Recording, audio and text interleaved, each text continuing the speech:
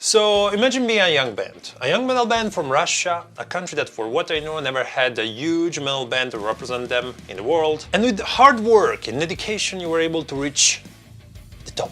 But one day a tiny man with a small dick complex came and tried to ruin your career. Of course the band that I'm talking about is Slaughter to Prevail, and the tiny man with a small dick complex that I was talking about is this guy here.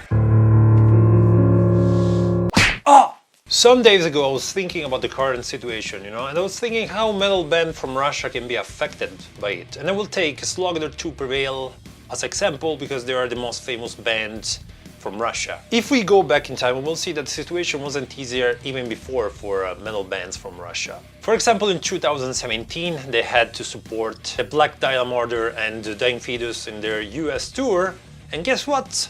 There was problems with visa. And in the same year they were invited by Suicide Science to open for them, and guess what again?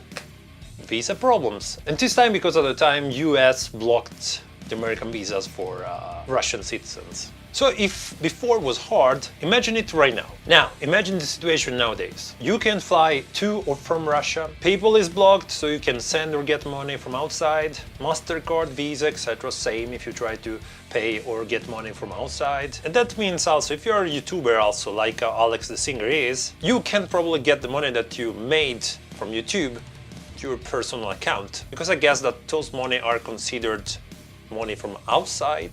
And now Google also blocked all the advertising in Russia. So if you consider all those things for a band that can play live, can sell their merch, it's basically a death sentence. Even if I've seen that they're still selling merch, and it seems that they found an alternative way for it. And if it wasn't enough that the outside is working all against you, even your band's image and your merchandise can bring you trouble. Because if you don't know the band basically built their image based on Russian stereotypes. So we have the weapons, we have the tanks, we have the bear fight, bear.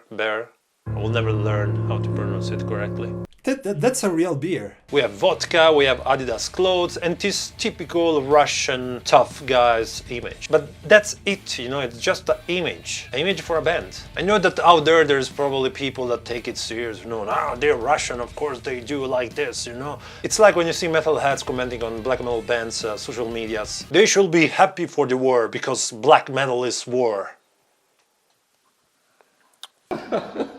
By the way, if you follow the guys on your social media, you can see that they are awesome people, and as soon all this started, they immediately took the distance from it, condemning it, and let me tell you something, those guys have balls of iron, because doing something like this in a country where you can get 15 years for talking against it, wow. But the problem is, it doesn't matter how much they will condemn it, there will be always people against them, saying that they're not doing enough. And I can understand the pressure that those guys, especially Alex, is feeling right now, because he's passionate with weapons, and even he knows that showing it will bring him hate. He knows that publishing a t-shirt of the band that some months ago was totally fine with the Russian flag and with written Demolisher, now look really inappropriate. But I mean, on one side is understandable, because imagine that it's the first time you see a video of this band. You're going on YouTube, you put Baba Yaga, and you start to see a guy with a bulletproof vest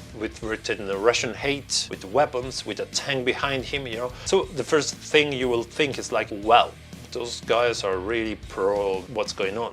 And it's sad, because those guys are just using the Russian stereotypes. So right now, everything they do, everything they say will be seen kinda bad. I've seen a post of Alex on Instagram, for example, and he wanted to do a cover of Slayer, Angel of Death, but he said that every fucking metal song name now sounds inappropriate. If it was another band from another country, there wouldn't be any problem, but imagine you living there right now and do a cover called Angel of Death. Even release new t-shirt design, etc. is a pain in the ass, because now he was releasing a new belt, and in that belt was supposed to be written Russian hate, and now we have to change it. He said that he can't use that word anymore, and now he will call his brand in a different way. Or it was just his belt, I don't know, but I think he will probably change the brand name.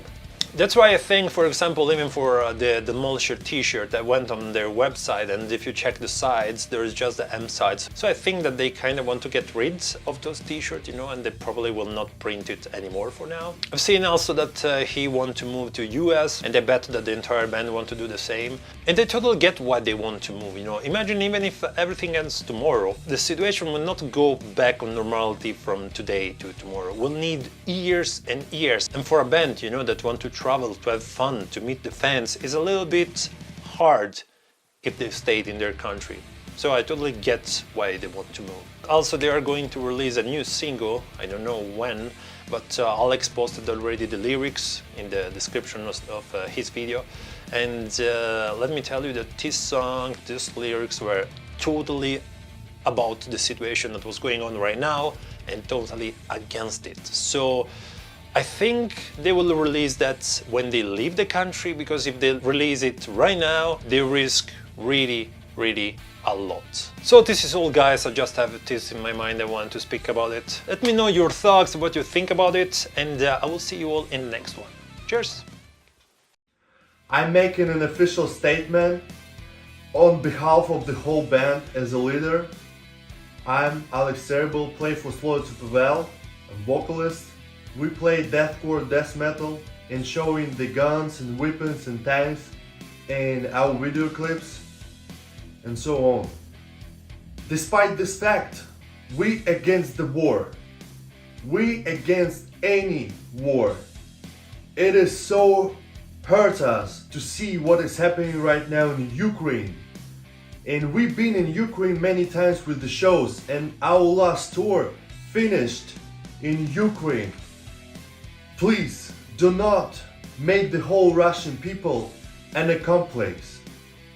I wish you a beautiful, peaceful sky above your head. Thank you for your attention.